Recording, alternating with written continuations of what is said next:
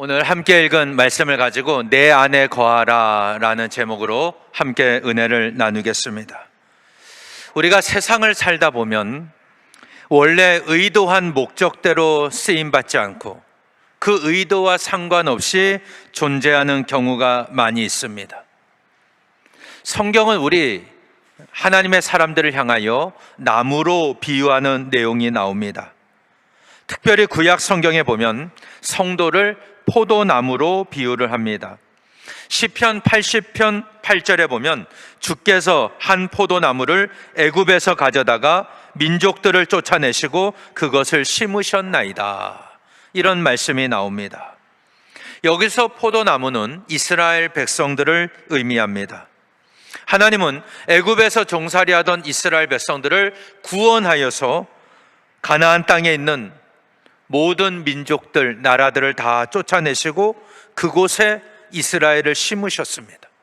그러니까 포도나무로 심으셨다는 겁니다. 여기에 담겨 있는 의미는 무엇이겠습니까? 이 포도나무의 운명을 하나님께서 깊이 살펴보시겠다는 뜻입니다.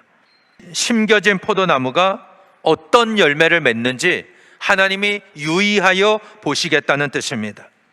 그런데 문제는 이 포도나무가 제대로 된 열매를 맺지를 못했습니다.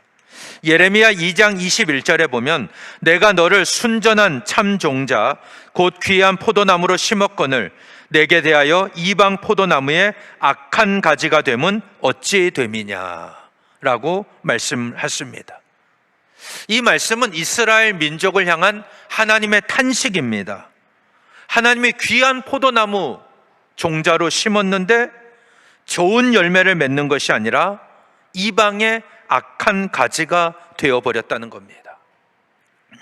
이방의 악한 가지가 되었다. 하나님이 귀한 포도나무인 줄 알고 심었는데 이방의 악한 가지가 되어서 기대와는 전혀 다른 열매를 맺고 말았다.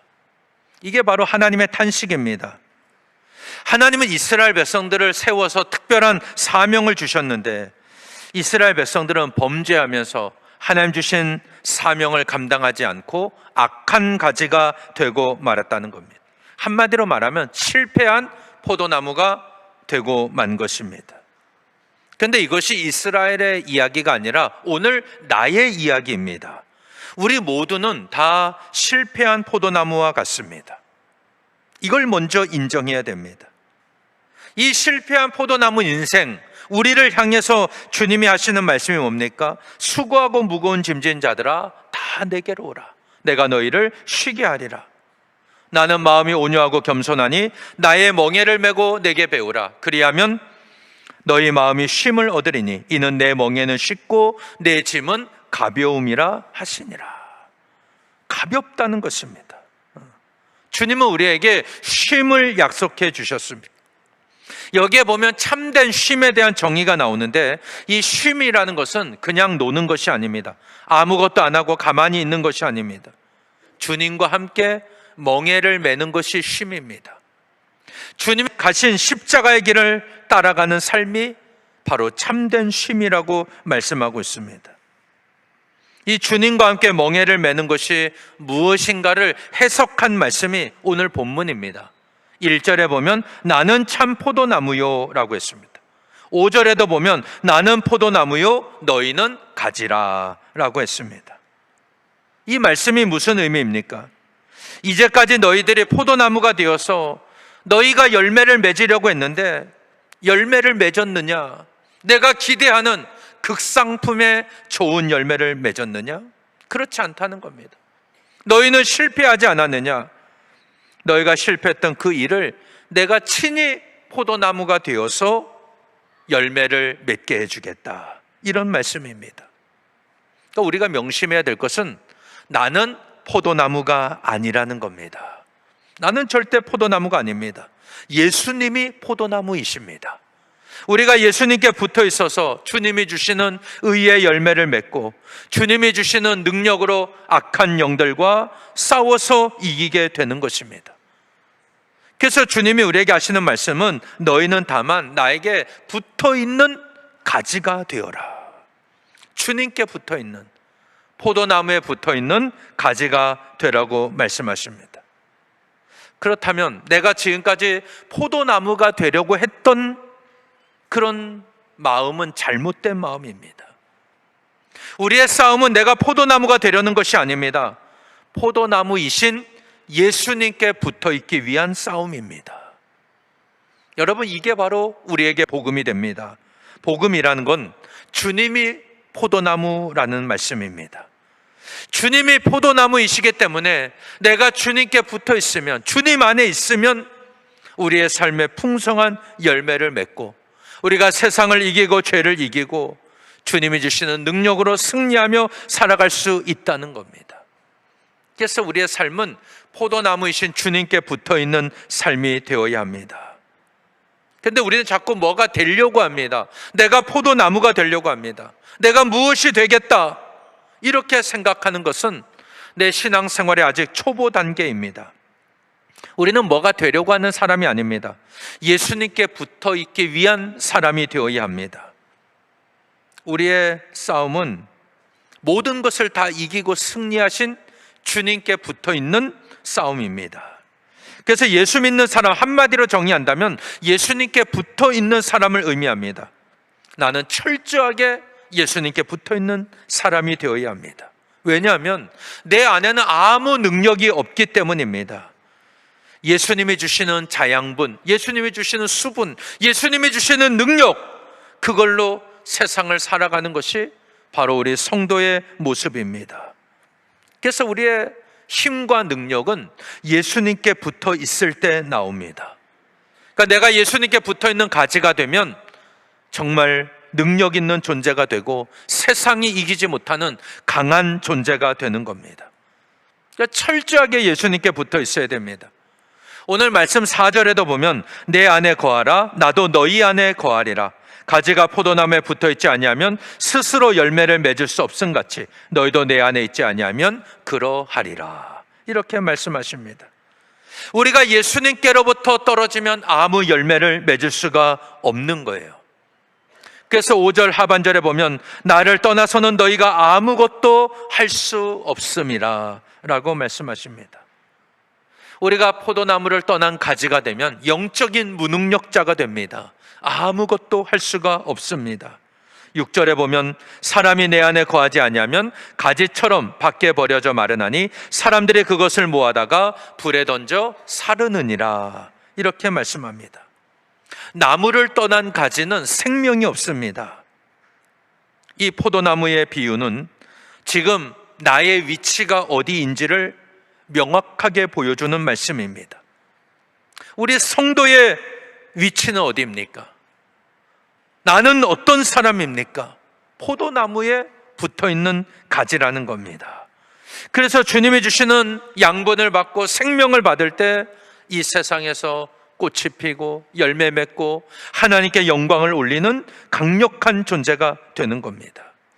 그래서 다시 한번 말씀드립니다.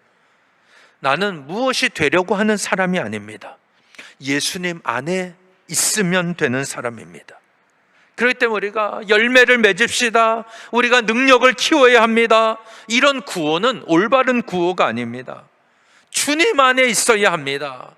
이것이 올바른 믿음입니다. 왜냐하면 주님을 떠나서는 우리가 아무 열매도 맺을 수가 없기 때문입니다. 그래서 사도 바울은 빌립보서 4장 13절에서 내게 능력 주시는 자 안에서 내가 모든 것을 할 수 있느니라, 이렇게 고백했습니다. 여러분, 이것이 어떤 사람의 고백입니까? 예수님께 붙어 있는 사람의 고백입니다. 내게 능력 주시는 자 안에서 내가 모든 것을 할 수 있다. 예수님께 붙어 있기 때문에 예수님의 능력을 받는 삶인 겁니다. 인류 역사상 강력한 시대를 이루었던 나라들을 보면 다 주님과 함께하는 사람들이었습니다. 18세기 영국의 모습을 보면 철저하게 주님께 붙어 있었습니다. 우리가 지금 찬양하는 많은 찬양들이 다 그때 만들어진 찬양이에요. 지금 듣는 찬양들을, CCM들을 들어보면 막 귀에는 즐겁습니다. 뭔가 은혜가 되는 것 같아요. 근데 시간이 지나면 잘 남지가 않아요. 그런데 우리가 찬양을 하는 이 찬송가에 있는 수많은 찬송가들 대부분 다 그 당시에 만들어진 찬양들입니다. 그 찬양은 우리의 영혼을 울리는 찬양입니다. 그때가 전성기였던 겁니다. 빅토리아 여왕 시대입니다. 모든 사람들이 복음의 능력으로 살아갑니다. 그래서 복음의 능력으로 변화되는 거예요. 피의 혁명이 아니라 복음의 혁명이 일어납니다. 그럴 때 해가 지지 않는 나라가 되지 않습니까? 물론 그 그늘도 많이 있었지만 하나님께서 그런 은혜와 축복을 주신 거예요. 근데 여러분, 가장 어리석은 사람이 누구이겠습니까? 내가 주님 안에 있다가 다른 데서 위로받겠다고 세상으로 가고 내가 편하게 살겠다고 주님을 떠나는 사람, 가장 어리석은 사람입니다. 우리가 명심해야 될 것은 예수님 밖에서는 절대 위로가 없다는 사실입니다. 예수님 안에 있다가 예수님을 떠나서 세상으로 간 사람, 절대 위로받지를 못합니다. 내가 정말 위로를 받기 원한다면, 진정한 위로를 원한다면 주님께 붙어 있어야 됩니다. 더 강력하게 붙어 있어야 됩니다. 그럴 때 주님이 우리에게 위로가 되고 주님이 해답이 될 줄로 믿습니다. 그러면 여러분, 성도는 어떤 사람입니까? 내 삶에 문제가 생기고 환난이 생기고 고통이 다가올 때 한눈 팔지 않는 겁니다. 오직 주님만을 바라보며 주님께 붙어 있으려고 발버둥 치는 사람이에요. 내가 하나님 말씀을 붙잡고 주님 안에 거하려고 발버둥 치며 몸부림치는 그런 사람입니다. 내가 주님 안에 거하지 못하게 한 행동들 과감하게 청산하고 버려야 됩니다. 그래서 주님 안에 거하면 내 삶에 죽어가는 것들이 주님을 만남으로 다시 살아나게 될 줄로 믿습니다. 여러분, 내 인생의 문제, 고통, 환난도 마찬가지입니다. 주님과 함께할 때 주님의 능력으로 이기고 승리하게 되는 겁니다. 그러면 우리가 주님 안에 있는데 왜 주님은 계속해서 우리에게 환난을 주고 고통을 주십니까? 그 이유는 간단합니다. 예수님께 붙어 있으라고 환난을 주시는 거예요. 예수님을 떠나지 말라는 겁니다.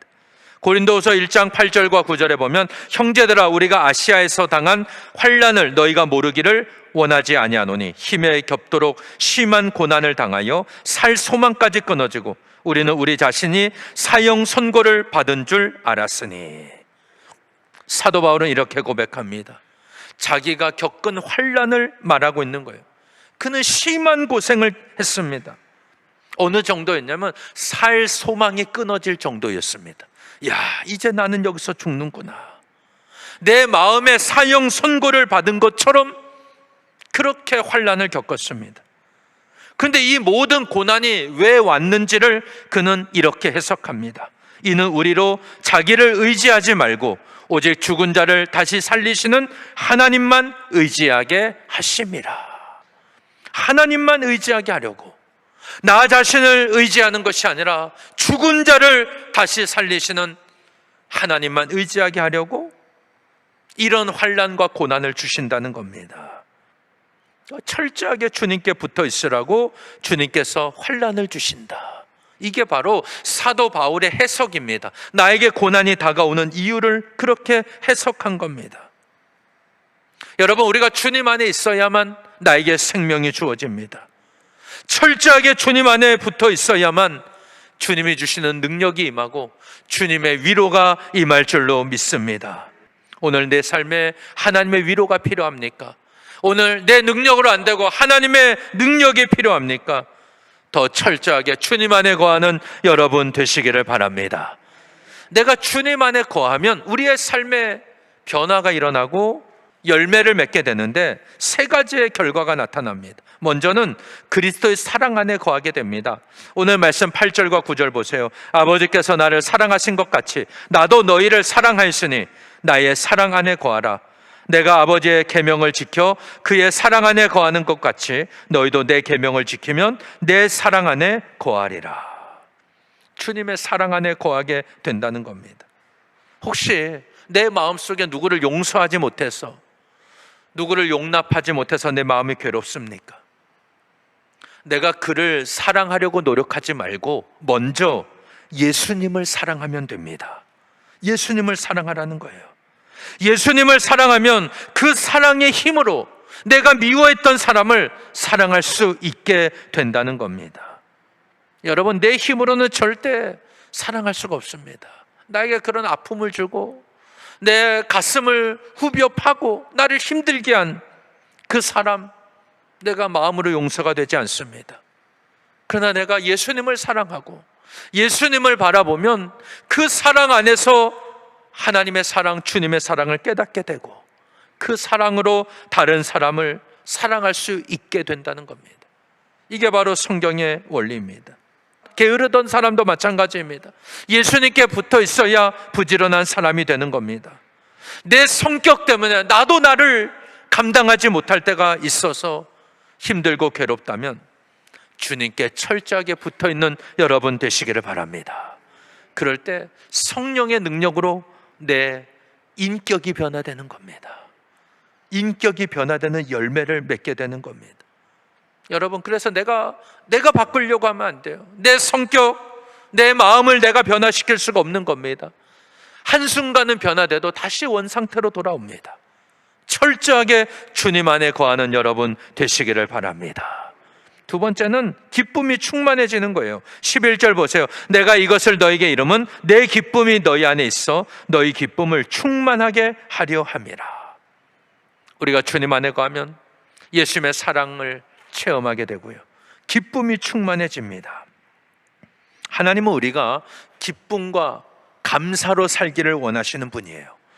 마태복음 15장 31절에 보면은 말 못하는 사람이 말하고 장애인이 운전하게 되고 다리 저는 사람이 걸으며 맹인이 보는 것을 무리가 보고 놀랍게 여겨 이스라엘의 하나님께 영광을 돌리니라.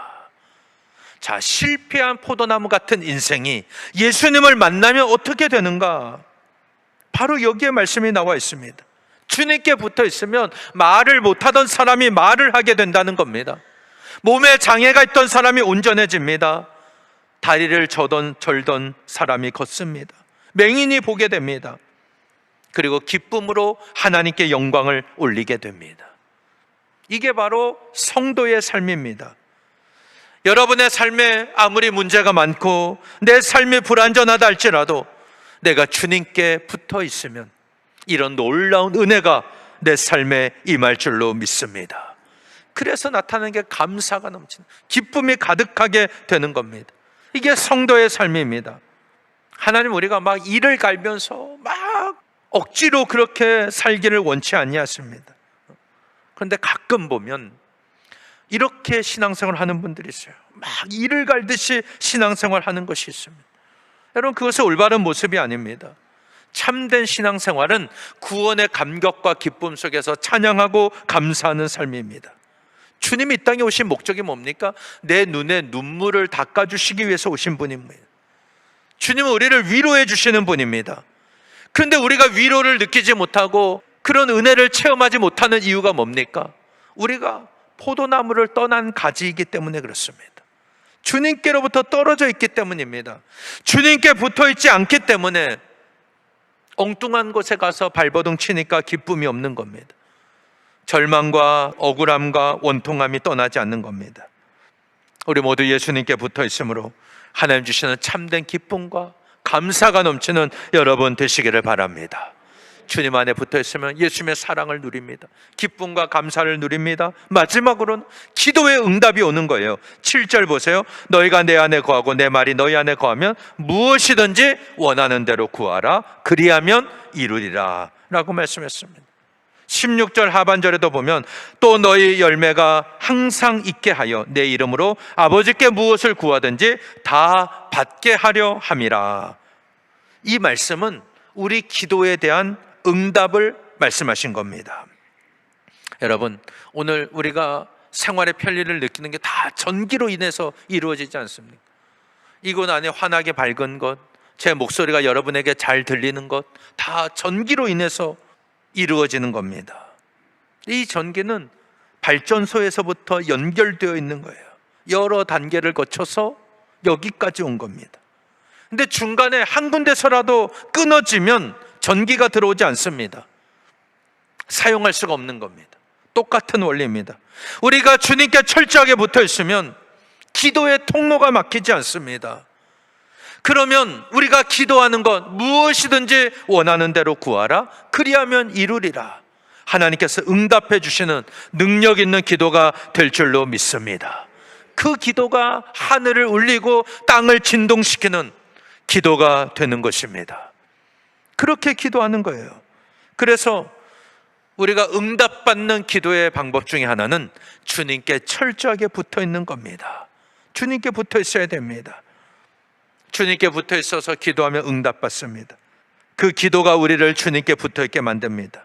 그리고 붙어 있는 상태에서 또 기도하기 때문에 하늘을 움직이고 땅을 진동시키는 하나님의 사람, 능력의 사람이 될 수가 있는 겁니다. 철저하게 주님 안에 붙어 있어야 됩니다. 그러면 그 기도로 인해서 역사의 물줄기가 바뀝니다. 하나님이 사용하시는 하나님의 일꾼이 될 줄로 믿습니다.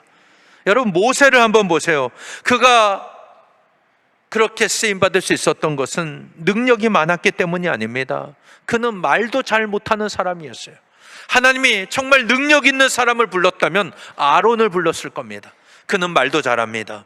사람들을 설득시키고 인도하는 그런 능력 있는 사람이었습니다. 오히려 모세는 능력이 부족했습니다. 그러나 하나님은 아론이 아니라 모세를 사용하십니다. 왜냐하면 모세가 하나님 앞에 더 철저하게 붙어 있었기 때문입니다. 사도 바울도 보세요. 그가 이 모든 환난 가운데서도 복음을 전하며 사명을 감당했던 것 자기 능력이 아닙니다.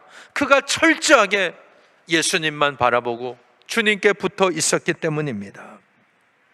우리 모두 주님께 붙어 있는 믿음의 사람이 되어서 주님께로부터 나오는 그 능력으로 사명을 감당하고 승리하는 저와 여러분 되시기를 바랍니다.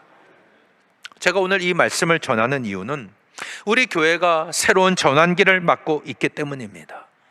이제 앞으로 더 나아가느냐, 여기서 멈추느냐, 갈림길에 놓여 있습니다. 이때 우리가 과거의 생각만 가지고는 변화에 대처할 수가 없습니다.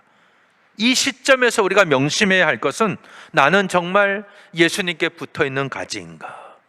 나는 주님 안에 철저하게 붙어 있는가? 이것을 먼저 점검해 보아야 됩니다. 우리가 아무리 좋은 계획을 세우고 큰 꿈을 꾸고 멋진 비전을 가진다 할지라도 주님께로부터 떨어져 있으면 아무 소용이 없습니다. 여러분, 저를 위해서도 꼭 기도해 주시기 바랍니다. 능력 있는 목회자가 아니라 예수님께 꼭 붙어 있는 목회자가 되도록 기도해 주시기를 바랍니다. 여러분, 제가 여러분들에게 정말 호소합니다. 지금 교만해져서 나 혼자 뭔가 할 수 있다고 생각하고 기도하지 않으면 하나님이 계획하신 모든 것 다 놓칠 수밖에 없습니다. 그래서 정말 두렵고 떨립니다. 기도해야 됩니다. 우리 교회도 마찬가지입니다. 우리가 예수님께 꼭 붙어있는 교회가 되도록 기도하는 여러분 되시기를 바랍니다. 주님께 붙어있을 때 꽃이 피는 거예요. 열매를 맺습니다. 이것이 먼저 되지 않으면 여러분 아무 소망이 없습니다. 다 생명을 잃어가게 될 것입니다. 그런데 여러분, 비전과 이 환상에는 그냥 이루어지는 게 아닙니다. 여기에는 희생이 반드시 따릅니다. 희생하지 않는 비전은 망상에 불과한 거예요. 그냥 잘 됐으면 좋겠다, 부자가 됐으면 좋겠다, 부흥했으면 좋겠다, 이런 생각으로 끝나는 겁니다. 예수님은 온 인류를 구원하기 위한 비전을 가지고 이 땅에 오셔서 저와 여러분을 위해 십자가에 못 박혀 죽으신 거예요. 그렇게 희생할 때 구원의 열매를 맺으신 겁니다. 우리가 하나님 앞에 쓰임받는 교회가 되려면 내가 먼저 희생하는 헌신이 필요한 겁니다. 저를 위해서, 교회를 위해서 눈물로 기도하는 희생이 필요합니다. 땀을 흘려 수고하는 수고가 있어야 됩니다. 때로는 피를 흘리는 그런 희생이 필요합니다.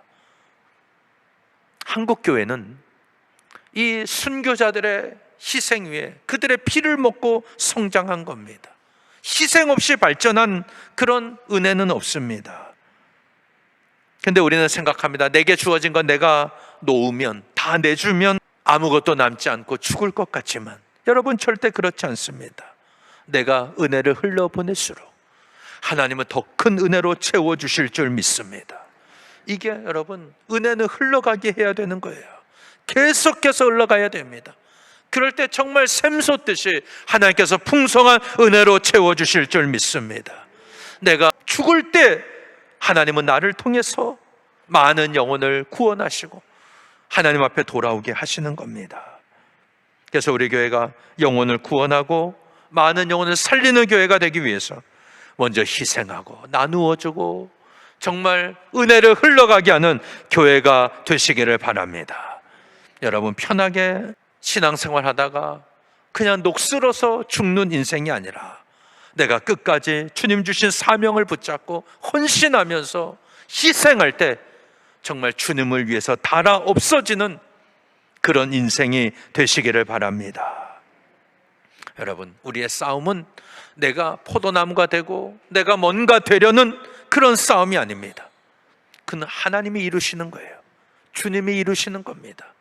우리는 하나님의 통로에 도구가 되는 겁니다. 그래서 주님께 붙어 있기 위한 싸움을 해야 됩니다. 주님께 붙어 있으면 되는 거예요.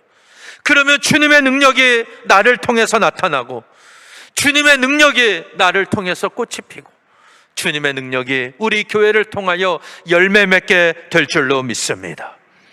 우리 모두 믿음으로 주님을 의지하면서 끝까지 주님 안에 거하시기를 바랍니다. 혹시 환난 중에 있습니까? 나에게 어려움을 주시고 고난과 환난을 주시는 이유는 더 철저하게 주님 안에 거하라고 우리에게 환난을 주시는 겁니다. 주님을 꽉 붙잡는 여러분 되시기를 바랍니다. 주님 안에 능력이 있습니다. 주님 안에 위로가 있습니다. 주님의 사랑이 우리 가운데 충만하면 기쁨이 넘치고 많은 열매를 맺게 될 줄로 믿습니다. 우리 모두 주님께 붙어 있으므로 이 세상을 이기고 죄를 이기고 주님이 주시는 은혜와 기쁨으로 날마다 사명을 감당하며 승리하는 저와 여러분 되시기를 예수님 이름으로 간절히 축원합니다.